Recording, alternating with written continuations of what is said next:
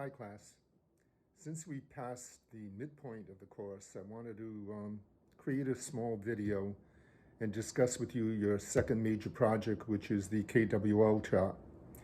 I've tried to post on the announcements a description of what needs to be done, basically what you know, what you want to know, what you've learned, and any keywords for future research are part of that chart. But I wanted to explain to you how I would be evaluating such a chart after you submit it, which is due by Sunday at midnight your time.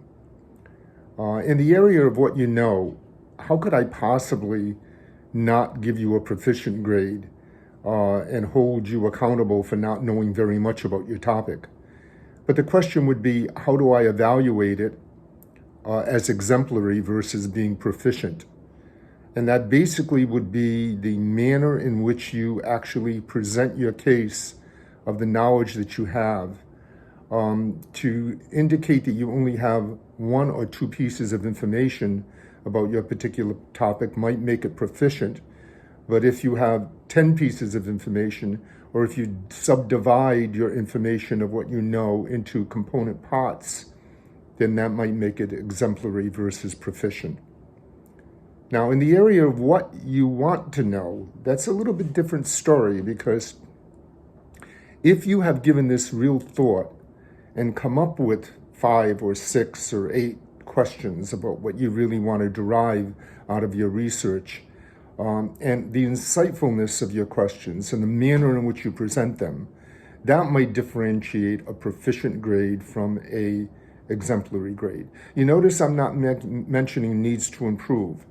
I would very rarely put needs to improve in what you know or what you want to know, unless it's worded so unclearly that I can't even comprehend what it is that you're trying to grasp or trying to research. The main area for evaluation is what you have learned. This area requires you to summarize the article that you read, and also needs to indicate what questions, if any, have been answered. And here's where we get a little sticky. If you were to say question number 3 was answered, well, what is question number 3? My question number 3 about what are the diagnostic tools to recognizing a learning disability, that might be a better statement than just referring to a number. Or to state none of my questions have been answered, to then state why they haven't. This particular article dealt with the historical context of a learning disability and did not deal with how certain particular practices are implemented in the classroom to help students with learning disabilities. Some statement of explanation. Often you may have seen in my evaluations, I'm asking for more narration, more articulation. The more that you present, the more that you state, the clearer the concept is presented to me when I read it. And then finally, you need to provide a citation in APA format.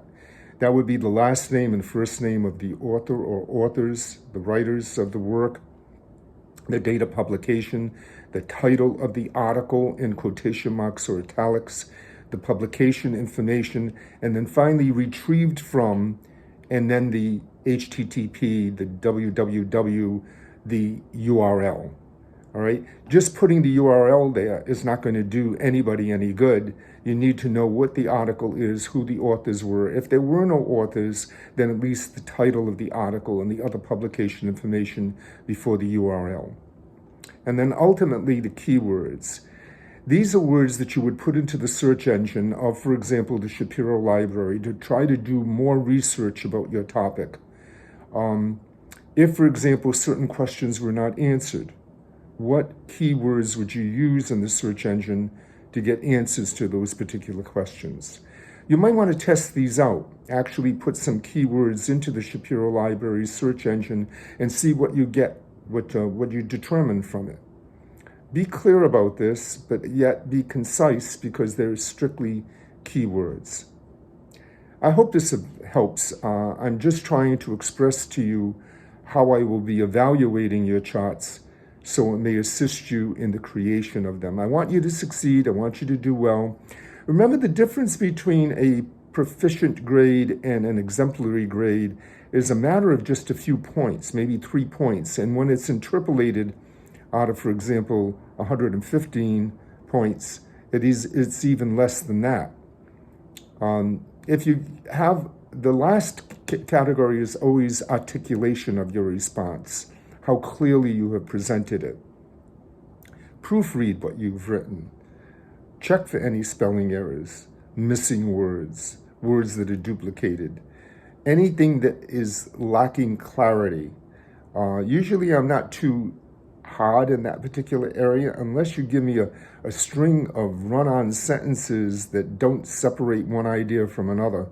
Then there wouldn't be a need to improve in that area. And remember, the Writing Center is always available to assist you with any grammatical and writing skills.